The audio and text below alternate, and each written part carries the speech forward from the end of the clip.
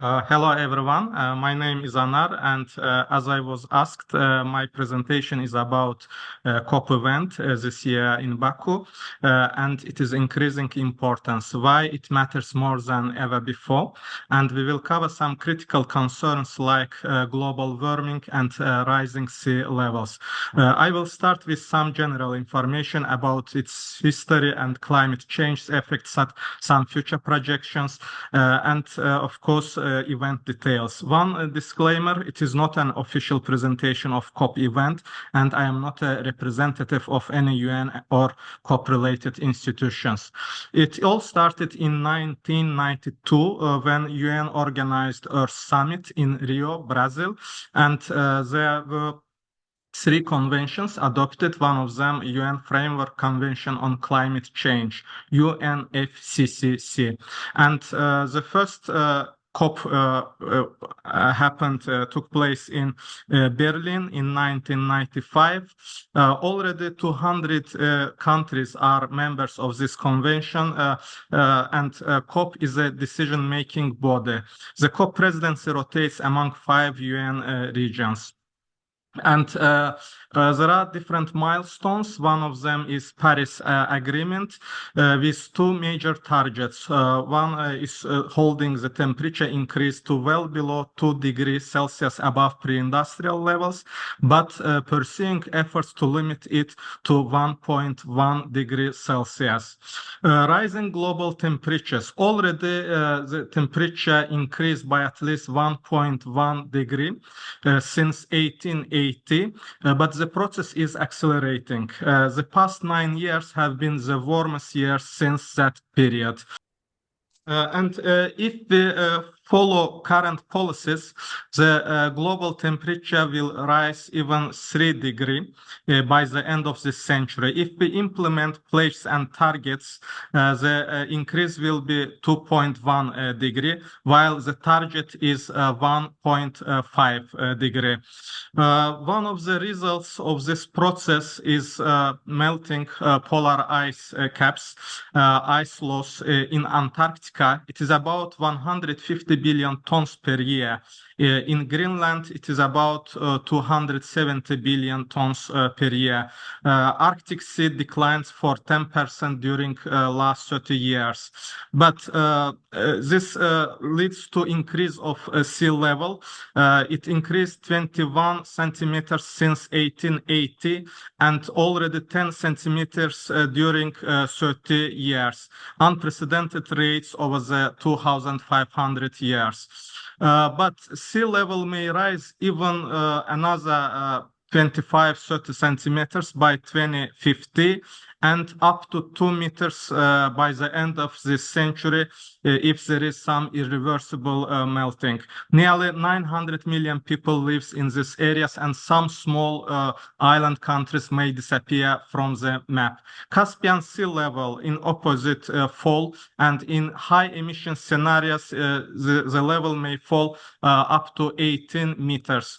A huge region can be affected by this process until the end of this century.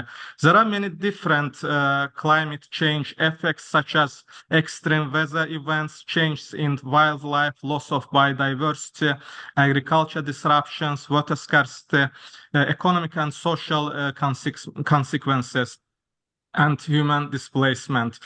Now we can look at the map here, countries which are not affected by climate change, shown in green, but there is no mistake because there is no such a country. All countries are affected by climate change.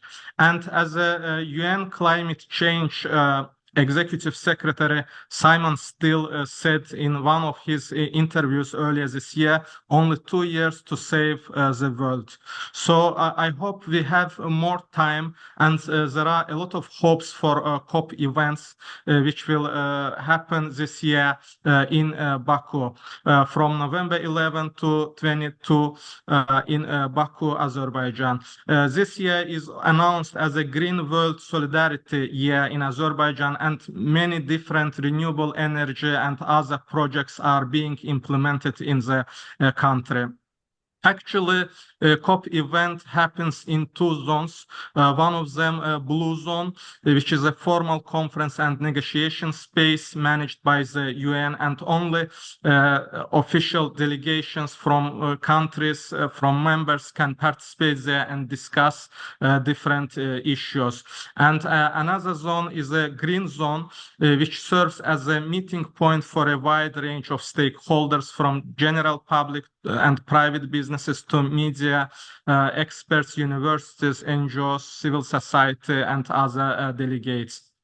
And already each day is dedicated to some topic. For example, November 14 will be about finance, investment, and trade-related issues. November 15 is dedicated to energy-related issues. November 16 will be about science, technology, and innovation. And Azerbaijan put forward different initiatives, and it is there are 14 expected outcomes. For example, Azerbaijan initiated finance action fund to support some small developing island countries which are very vulnerable. So only together, by uniting our efforts together, we can overcome all these challenges and achieve positive results. Thank you for attention. Hello everyone. Today I will take you through how AI is transforming both digital product and game development.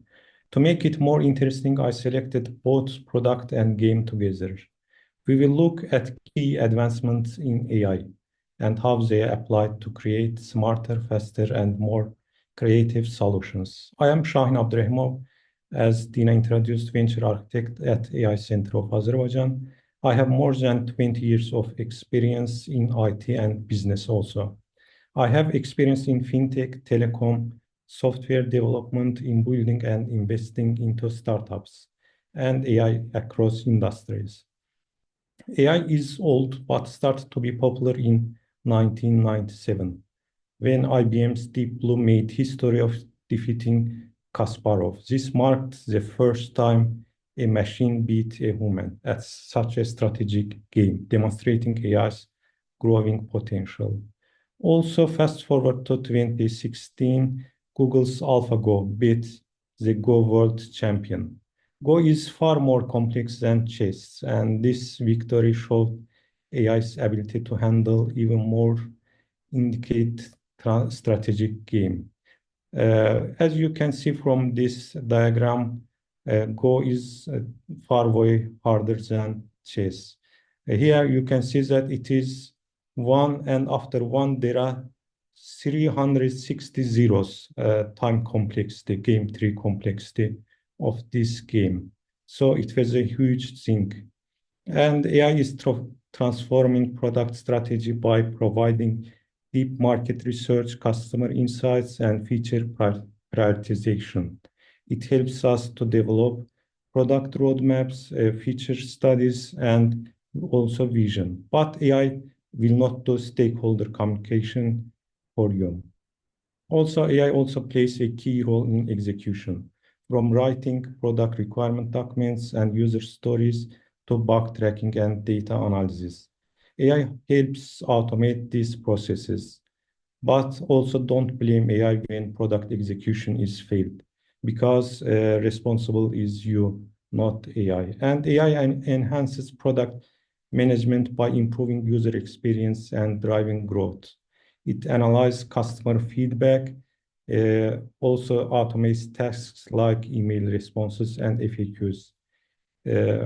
Product prompt for this one, you can see example as prompt to build 6 months roadmap for an e-wallet platform. Using the RISE framework, it will introduce you a table that helps streamline this decision-making process.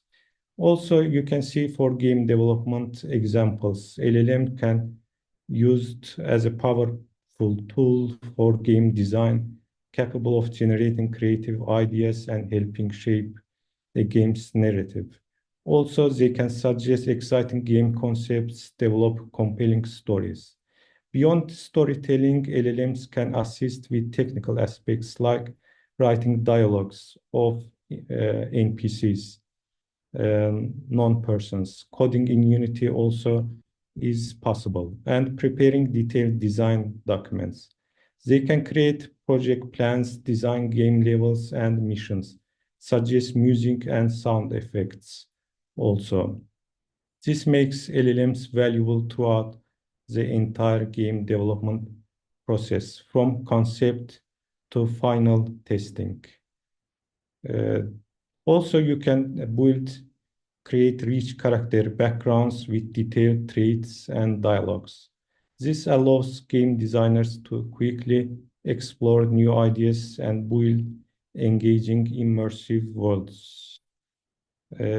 Please continue for slides.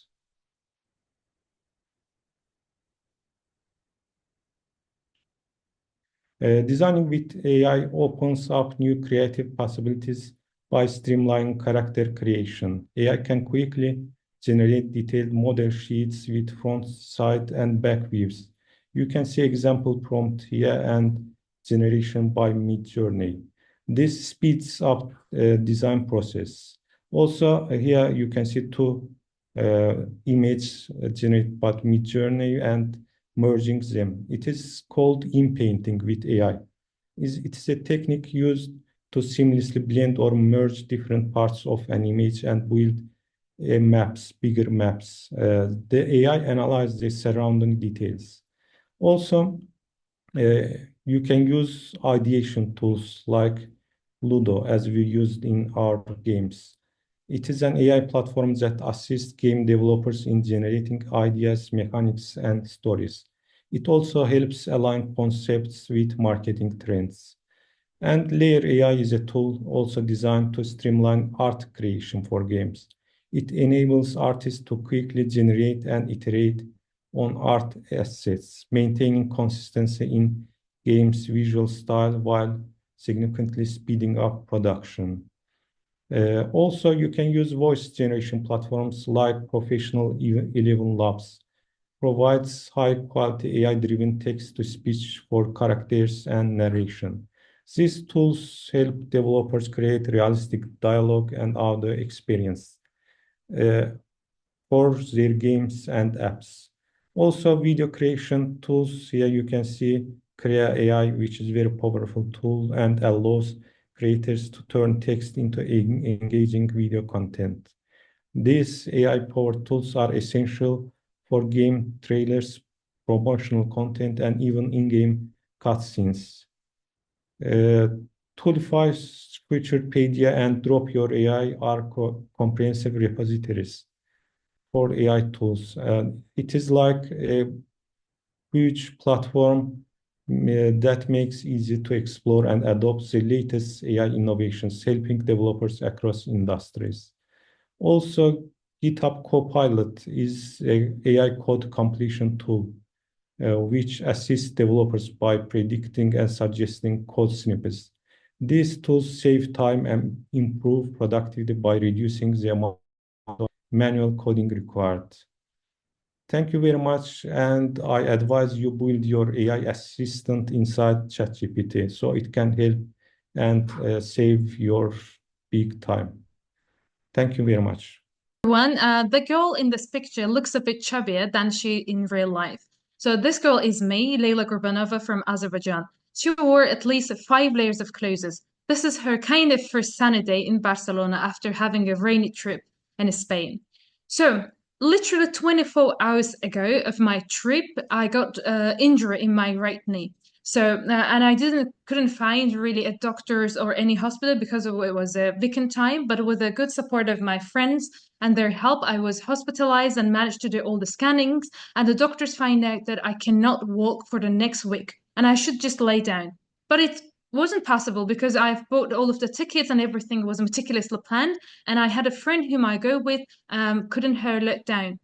So I took all my chances against all odds. So that was kind of my first takeaway from even the beginning of my trip, that you should push a little more harder, even if it's sometimes risky. So I packed all my stuff with a sunscreen, you know, all the sunglasses, everything related to the beach and the stuff to the summer. But voila, coming to Barcelona, it welcomed us with a heavy rain and lots of, clouds and really cold weather, and nothing was going as planned. And I just didn't have time to have misery and disappointment. I decided to myself that I should really continue the game. So what did we do? I just went to the shopping to buy an umbrella for ourselves, and then I had to wear clothes which I hated because it was a clothes for the winter. And then we did find ourselves in the middle of the city while trying to look for the Turkish baklava and tea. So I've realized that in the precarious situations, you're not rising to the specific habits, but falling down into your system. You should have a better system. And then I just told myself, let the life be, because I believe that it will bring me the things not I want, but sometimes the things that we need. So I find myself in the middle of the stage, like, very close and very different kind of a stage in Flamenco, and I loved it.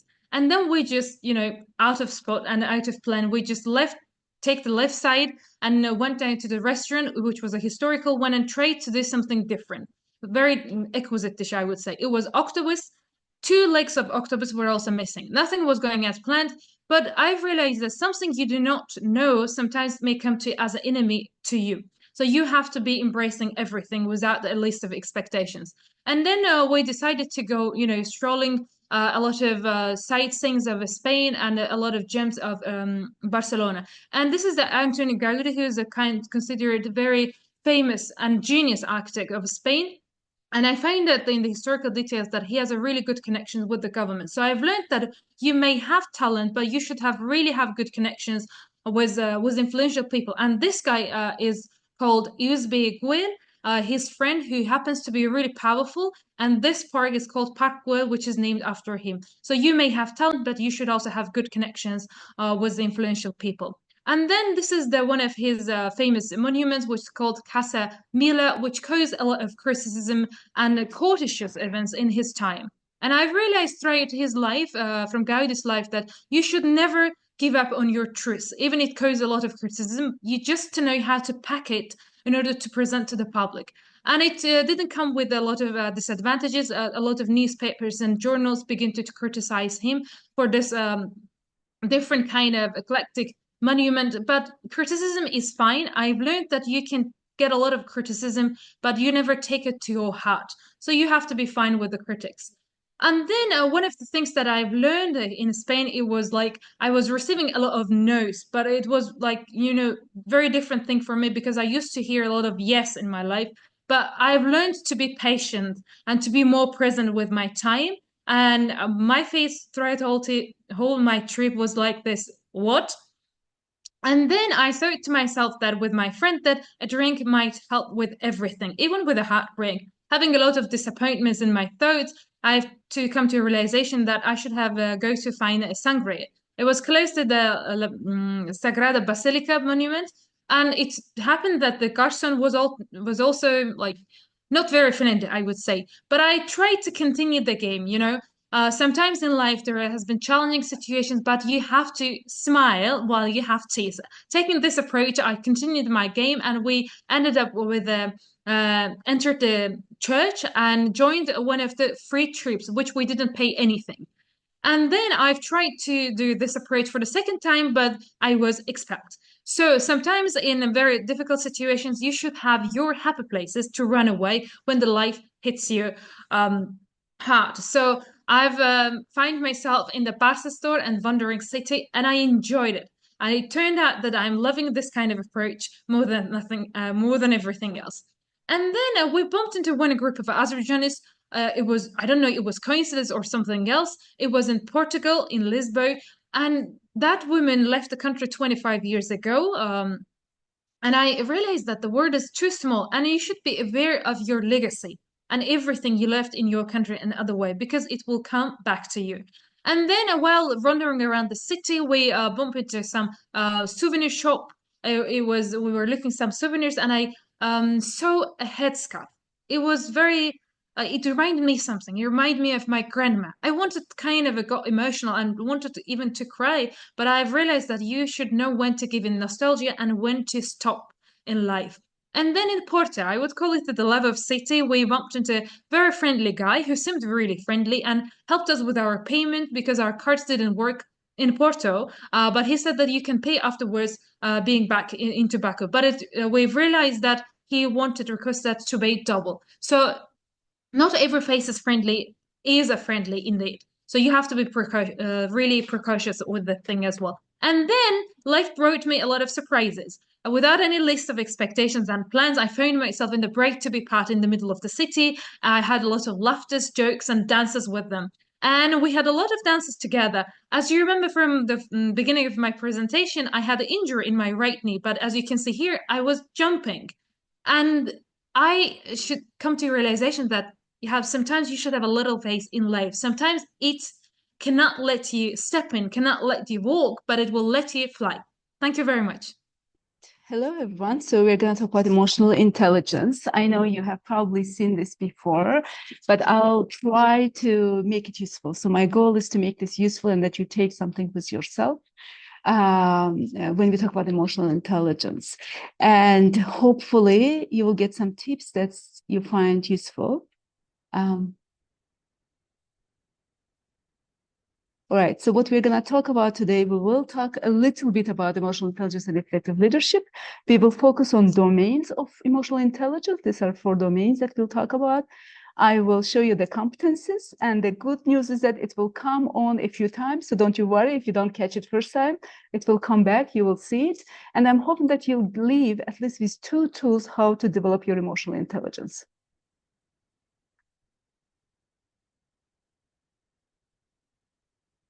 All right, so this is a research from Daniel Goleman, a Harvard professor who has he hasn't developed it, it's Solovey who coined the term, but he has developed it. So what Goleman did, he did a research in 200 large global companies. Think about Boeing, like big companies. And what we found that intelligence, toughness, and vision are required to be an effective leader, but they are not the only qualities. There are some more qualities that's needed. And at the time, he came up with these qualities, which is qualities of emotional intelligence, that's self-awareness, self-regulation, motivation, empathy, and social skills. Most of you will know that these are the important leadership skills. If I ask you what is the leadership quality that you appreciate, you will name those, I'm sure. I've done this many times in different groups. So what he found out, now he compares with emotional intelligence with IQ, and what he's saying, and increasingly research says, IQ is less and less predictor of your success at the workplace. So now its importance has diminished to almost 7%. And that's not saying IQ is not important. It's saying IQ is important to enter the position. But once you're in a position, your progress will be determined by your emotional intelligence. So 67% of your progress is the abilities that's required for your progress as a leader is emotional intelligence. This is the 4 domains and competencies that I mentioned to you. This will come back. What I'm trying to do now, I'm hoping that you can remember these 4 domains and you'll remember at least 2 tips how to develop them. So what I'm gonna go one by one to each domain and show you quick ways you can develop them, right? So those are self-awareness, self-management, social awareness, relationship management. All right, self-awareness.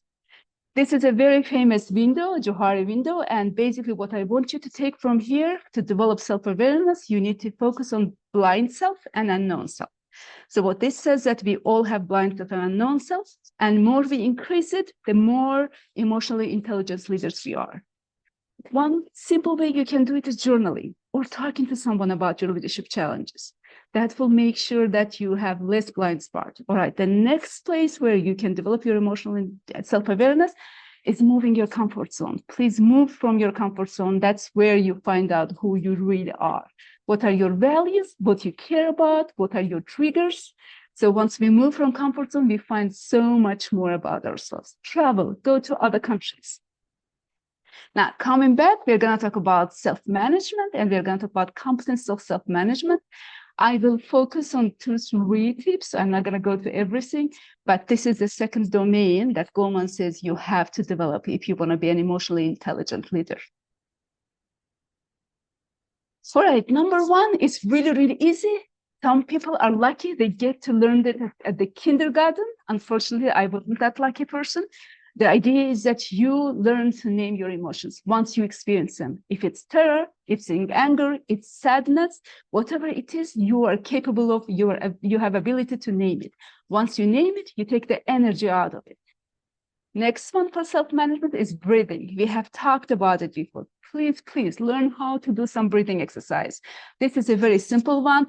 Breathe in the count of 4, keep it in the count of 4, and breathe out. Count of 4. That will help you. If you do it 6 to 8 times, you will see that your mind shifts, that you are not as anxious as you used to be.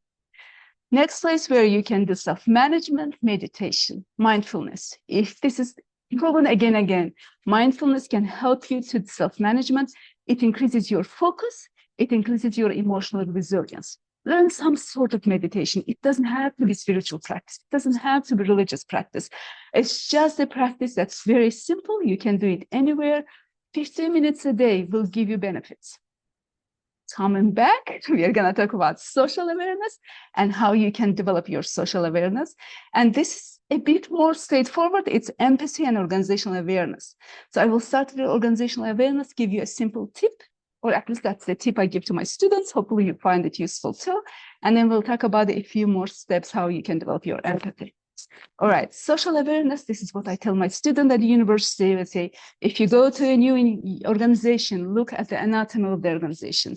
See what is the organization is about before you start with your great, fantastic ideas from university, right? Understand the values of the organization, understand the structure, understand the strategy of organization, understand people, unwritten rules. That is going to develop your social awareness. You will be more aware what the organization is going.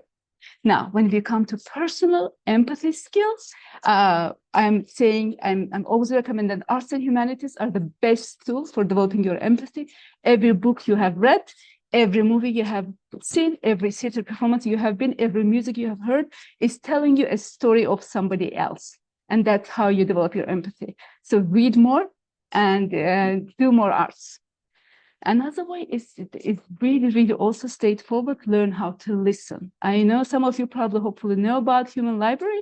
This is just picking someone from a book and just being able to focus and to listen to that person. That's how we learn about, sort of a refugee, how we learn about, somebody's experience. Right, coming back. Now, the last one that I wanted to talk to you about is about relationship management.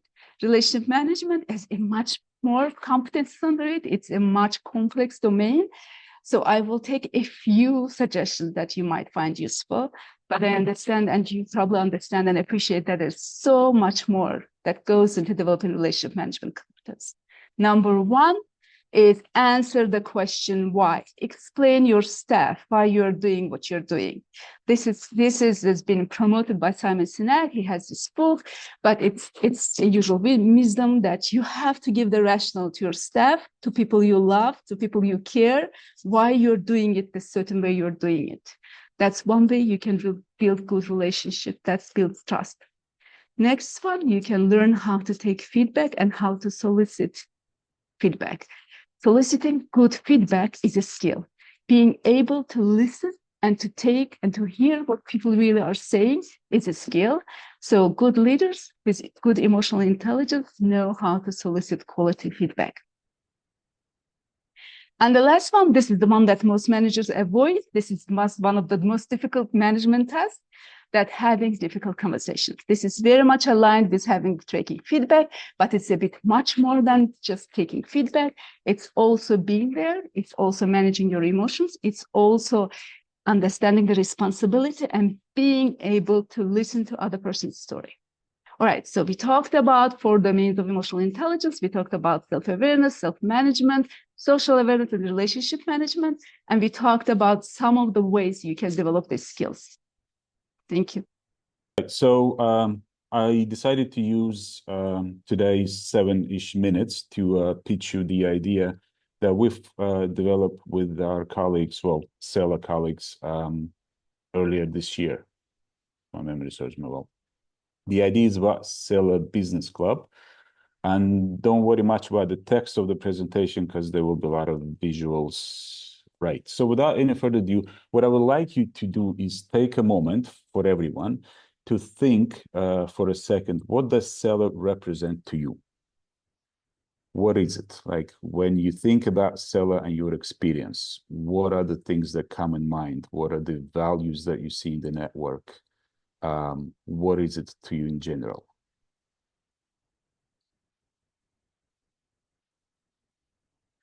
Is it just the academy that you have passed for 2 weeks and that's it?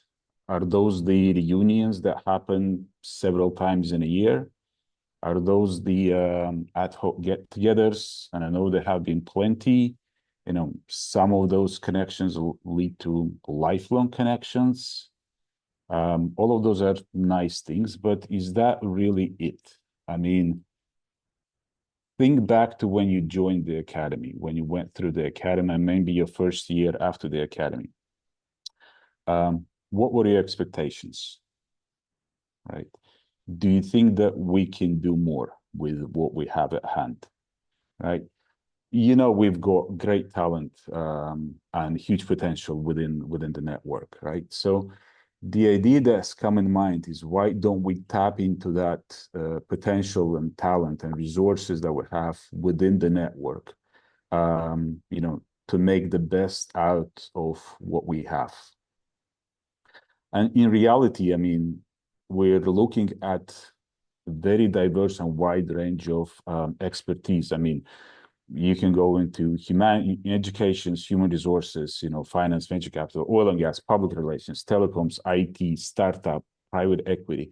I mean, you name it, almost anything vital we have within our network, right? And it probably would not be fair to say that nothing is really happening in terms of business. I know there are some contacts that are being made, there are some business deals that are being made, and, you know, I'm one of those people who reached out and, you know, got help, but it's really sort of ad hoc, not in a centralized manner. And this is where the idea has emerged. Now, again, just to imagine what we can do, you know, what new heights we can conquer, so to speak, if we look around more and try to do more with those resources that we have. Now, what if, just what if we can bring all those talented people, high net worth individuals included, you know, people with the right talent, with the right skill, and create a platform that would be just the right fit for us to move forward on this adventure. And it is going to be a new adventure. Now, the idea is to, in short, establish a business club to bring together all the people with entrepreneurial mindset who want to do business, who want to expand their business, develop their business, make investments, offer investment opportunities, benefit from investment opportunities, create partnerships. The concept is still quite raw, so we need your support in shaping it into final product. And by your, I mean, the people with the right experience, people who are doing this already, who have done this in the past, please help us out. We will be reaching out, and if you guys reach out to us, we'd be more than helpful. Now, first rule, we do talk about the business club. We have to talk about the business club, and by that, as I mentioned, we need those people who have something to contribute. And I know we have talent. I mean, I know some people within the Central Asia, South Caucasus, the US and Canada, the SIBA folks. Talent is there, I'm sure. Expertise and experience is there, I'm sure. We need to get in touch and start talking about it. So remember that first rule: without communication, we're not going anywhere. Now, what we're going to offer as a club, again, this is just a rough idea, but you'll be a part of the dedicated team of successful individuals who have solid connections, who have certain knowledge and expertise, right? Who have successful track record in investing and building businesses, right? Not just anyone, but if you're part of the team, you know you're in the right spot, right? And the members that will join, what do we want from them? We want your knowledge, we want your connections, your solid connections, we want your expertise, we want your access to funds, maybe your own funds. You can get a loan from a bank. You know, you have an investor who is willing to invest on your behalf. You can bring investment opportunities. Now, does this thing come for free? I'm sure you recognize the picture. While it's a nice idea, everything nice, sugar and spice, it does come at a certain contribution. This is not going to be a free ride. There will be membership fees, and membership fees will deliberately be higher than what you expect. So we're not talking 50 or $100 a year, and excuse me being so straightforward, but we want those fees to be high so that the people who are willing to, because we want the people who are really serious about it and they're willing to pay. Now, the club is all about money. We are there to make business joint ventures. We are there to enter projects. We are there to invest and make money. And we will be sharing. We will be sharing. And you will see who with in a bit.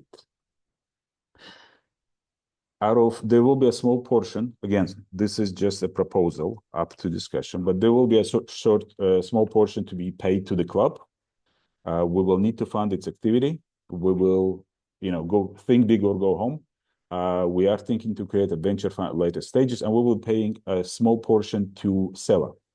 The CELA as giving back. And now, some of you may remember this picture. It's was a part of one of the most sadistic sessions within CELA Academy. What we want you to do as a start, fill in the survey that Dina has shared. Contact me, speak to people within your own chapters, see if there is right expertise, direct them to me if they're not part of this. And again, this is not going to be done overnight. This is a journey that we are starting together, but we're looking at building something really enormous in a long term, right? We want to make a mark, want to bring this initiative into CELA and probably spread it across the other sister networks.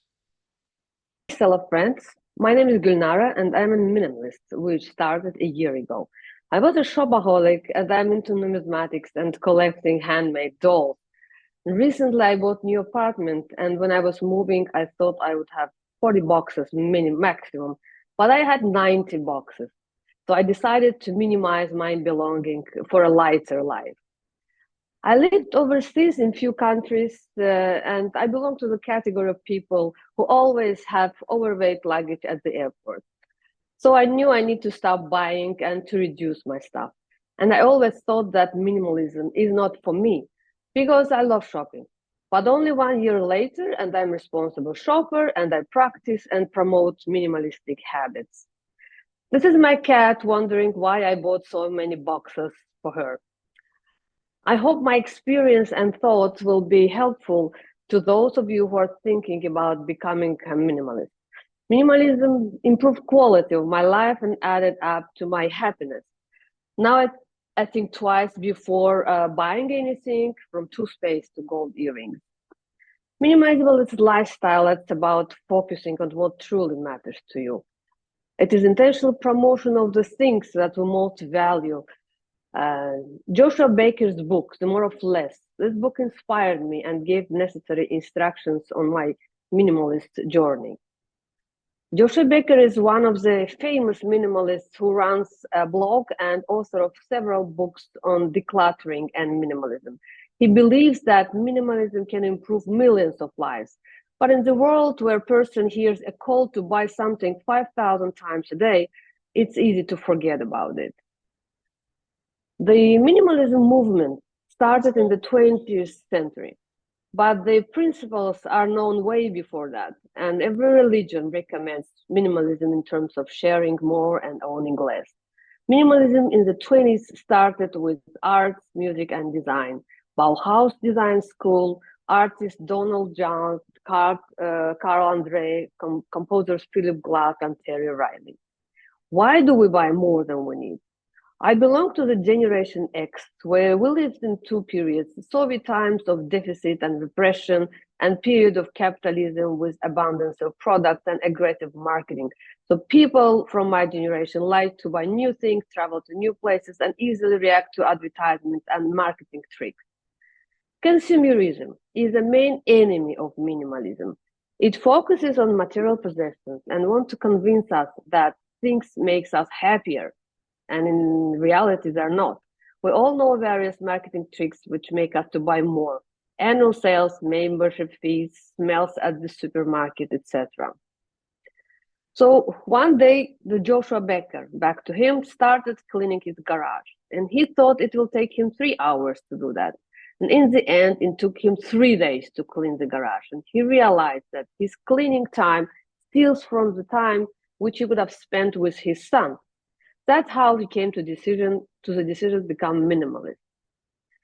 Before starting minimalism journey, remember a few things. Organizing and reorganizing the space does not help. Emptying the space empties your mind. Clean, well-organized spaces have less distraction and reduce stress and anxiety. And buying the latest model of device or furniture will not necessarily improve your life. Having many things means you have to take care of all those things. And taking care, cleaning, organizing storage, repairing, takes time and money. This deprives us from getting to our dreams faster. Less time to clean and organize, more time for you, and more money for you. You'll be surprised how much money you will save after you stop buying unnecessary things. You finally can go on vacation, which you always dreamed of, or buy a good course to develop yourself. You can also start a favorite hobby you wanted. I'm going back to studying German, for example. Save environment with buying less. Less consumption will inevitably lead to less production, and that will lead to less polluted environment. For example, I'm not buying notebooks anymore. I use just one notebook with erasable pages and various charts. So I love it, and I recommend everyone to use this kind of reusable notebooks. Dina introduced me to Buy Nothing group, where people share their stuff for free, and the goal is to decrease waste production. People in the group are offering their stuff for free to those who need it. Also, second-hand shops contribute to less waste movement. It feels really great while giving away the stuff to those in need. By giving away, you actually become richer and happier. Like sharing is caring. Also, you give second and sometimes the third life to the things you love. Let them serve others as well. I send clothing to charity and share my devices with my friends. So where to start? Remember, everybody has its own approach to minimalism. It's very individual. I want to travel light, to live with less stuff, and share what I have with others. I also committed myself to give away 500 things during 6 months. I have the list to track, and today I already gave away 30 things, 300 things. First, decide why do you need it and how far do you want to go.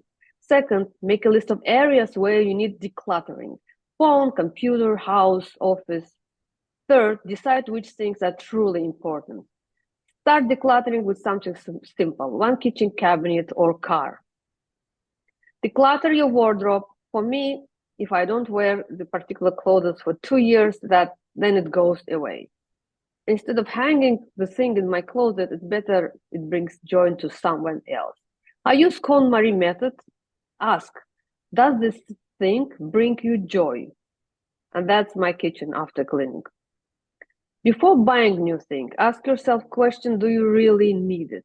If I would move to another country, would I take it with me? If I buy this, will or sell? With sentimental things, this one is hard. First, commit to reduce to half of it, and then decide. The goal of minimalism is to unburden our lives so we can accomplish more. With this thought, I'm leaving you and wishing you success in achieving your own unique minimalism. It's challenging yet exciting way of living. Remember, you should not have more. You should have enough. Hello, everyone. Today I'm going to talk to you about making the web accessible, or in other words, it's digital accessibility. So it's innovative solutions for users with disabilities from epilepsy to dyslexia and beyond. And at the end, I'll try to explain about my new startup. So you probably can't see anything on the screen, can't read the text, and can't see the picture or understand. All you may guess is United States flag. That's exactly how people see, some people with disabilities, with vision disabilities, they see the websites. Why we need to make our websites accessible? Because currently 15% of the world's population, it's over 1 billion, has a disability. You may see the figures on the right side of the screen. So 10 million Parkinson, 245 million with low vision. So what's digital accessibility in general? It's making websites, tools, and technologies, and to ensure ease of use for everyone, including individuals with disabilities. This also creates some engagement and contribution to the web. So a business case from Apple, iTunes, the Apple made address those concerns from California State University and made the whole content accessible to blind students across 23 campus network.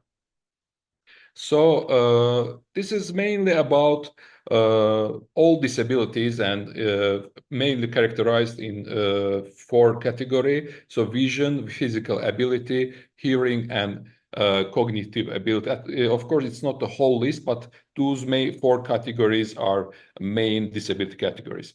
So the disability is not about only disabled people. Actually, digital accessibility benefits all kinds of people, not just those with disabilities. 10% of the world's population is 65 plus. So those people also covered by under the term of digital disability. So it should be perceivable, accessible in multiple formats, operable, so using with various inputs, understandable, it should be clear and consistent, and robust. It should be compatible with different browsers and technologies. So digital accessibility standards, it's web content accessibility guidelines developed by Web3 organization initiative, creators of internet. There are requirements on how to make web content such as text, images, multimedia, structure, and presentation accessible to all users. How it benefits your business, it's mainly enhanced SEO, it's Google ranking. Google automatically increases your website's ranking when it's digitally accessible. Then it's increased customer base, you reach to those people. And 3 is it's improved user experience. Why digital accessibility matters? Because it's, first of all, it's positive brand image and PR of your company or organization. So legal compliance and risk mitigation comes second. No one can sue you because if your website is accessible, you are insured. And third is customer loyalty and retention. So what's next? You guys have 2 options. The first one is do it by yourself manually. And the second one, to outsource this service to using automated AI-driven software and professional companies to help you in this journey. So if you go manual, so it needs to be implemented by yourself manually. You need to start from the scratch. You need to hire developer team, and it's gonna slow down your overall timelines. But if you go automated, say you'll use our Corpovitz AI-powered digital accessibility software, then you'll be hassle-free. So Corpovitz is my new startup. We just founded this year in March. Currently, we are in 3 locations, Baku, Istanbul, and Delaware, United States, but we are going to be present in different markets like Australia, in some European countries in 2025, hopefully. So we install the widget to your website. Mainly, it's on the left bottom corner. When user clicks on it, The features open at the right side, so people with disabilities may choose from different functionalities and make their lives easier. I'll show in the next slides. You'll see in detail. So we are in 20 different languages. It's in your brand style. We are fully compliant with VCAG and ADA requirements. We provide technical support non-stop. We also provide accessibility audit service, and our widget is smart.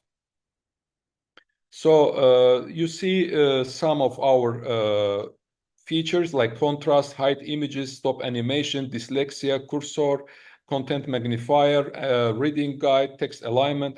There are 21, and we are developing week by week. We are adding new functionalities almost in every 2 weeks. So here is a short video, short animation. I made it really quick due to time constraint to give you an idea how it works on your website, but you may visit our website and try by yourself.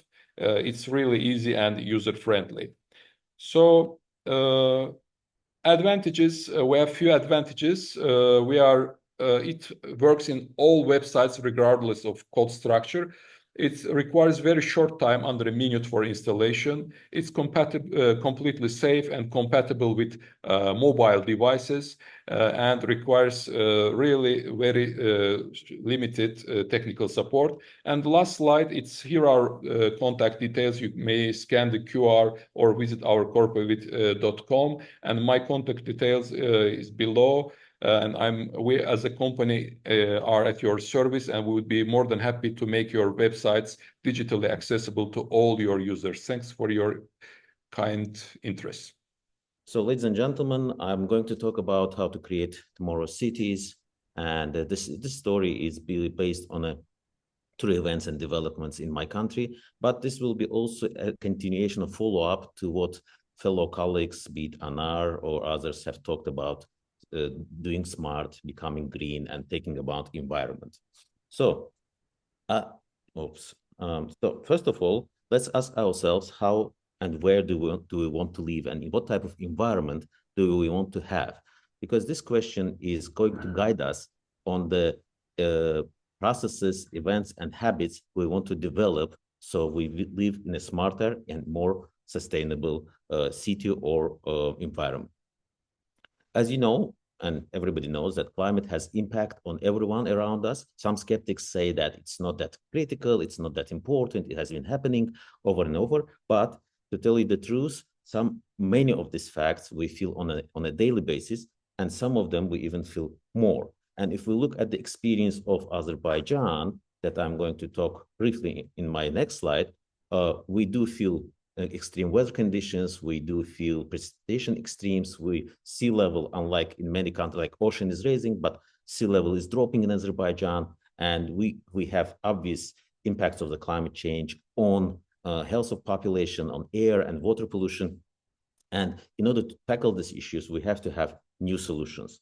Speaking of the new solutions, smart cities and smart villages, sustainable cities is something that many people are talking about. And usually when you start talking about it, many people would go to extremes like, okay, does it mean that my iron will be calling me and telling that there is a limited water in the tank, or is fridge going to notify me about something? But it's definitely beyond that.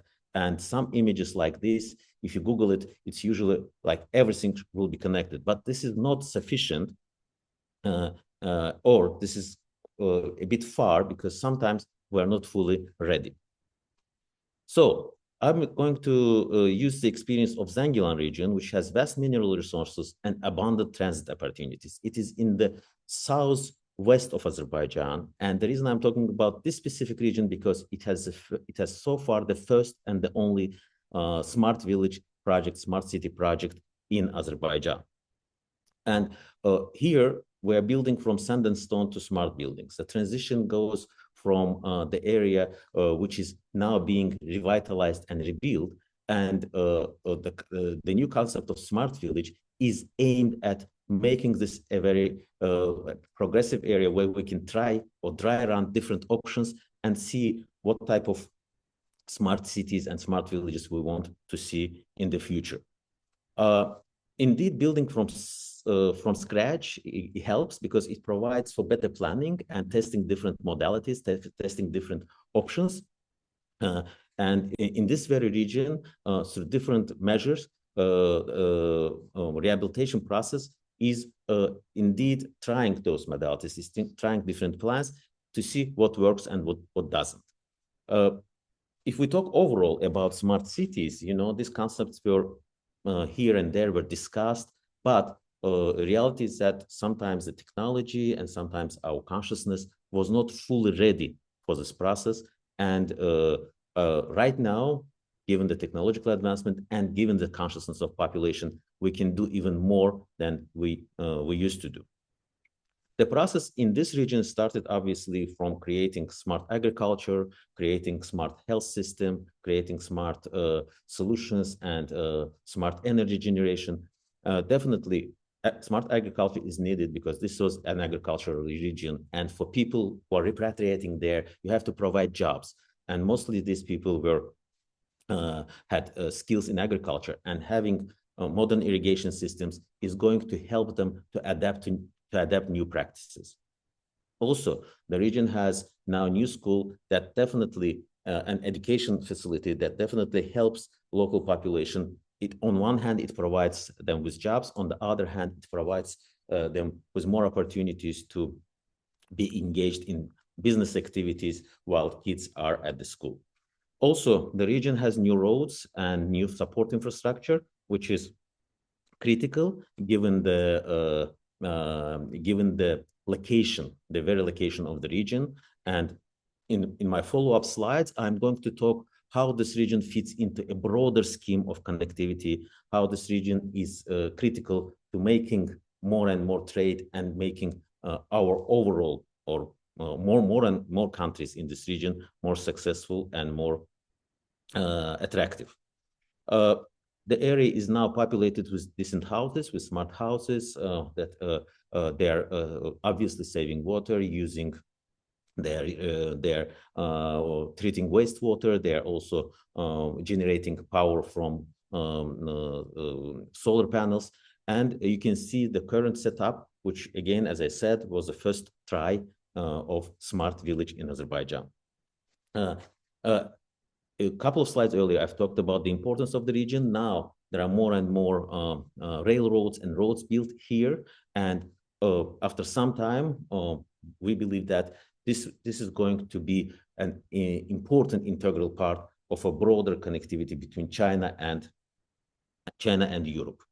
The region also has airport. Airport can accommodate a different type of planes. Also, its proximity to different regions in Azerbaijan, as well as neighboring countries, makes this place more attractive because it can facilitate trade, facilitate tourism, and also connectivity for many countries of the region. When we talk about connectivity, and already some solutions were there and some connections have been established, you can see some of the projects that are in place while some goods are being shipped. And I have to say that these routes, or what we call now middle corridor, is more popular today because namely after Russian invasion to Ukraine, because most of the traditional routes were distorted or were not safe enough. So more and more the countries of our region, and when I say the region, I mean the entire CELA region. So more and more countries of our region are becoming attractive and can capitalize on the available opportunities to serve as a new, safer, and more sustainable corridor between, different countries, starting from China all the way to Europe. So my vision, and or I invite everyone, make our region more connected, make it more smart and vibrant. We have been part of the Great Silk Road. Different sources say that we were very close to the Silk Road. Others say we were on the Silk Road, but with available opportunities, with available routes, railroads, airports, and given the proximity of countries, the number of people in this region, and given the the available connections for many years, we can make it even more connected and more favorable place to live.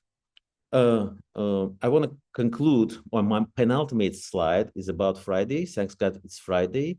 And I want to thank all of the participants who joined this. And I want to thank Dina. But my main message is that every Friday, we truly, most of us want to spend time with our families, with kids, and we want to have blue sky, we want to have green trees. And I believe everyone has a contribution to make through changing personal behaviors as well as contributing to overall regional development that will provide us for more blue skies. So let's do it. Let's go from smart villages to smart future. And I have been to this village a few times. I have been shocked with the level of integration of different services. And I would be delighted if our CELA members will have a chance to visit and enjoy this beauty as well. Thank you very much. This is an end of my presentation.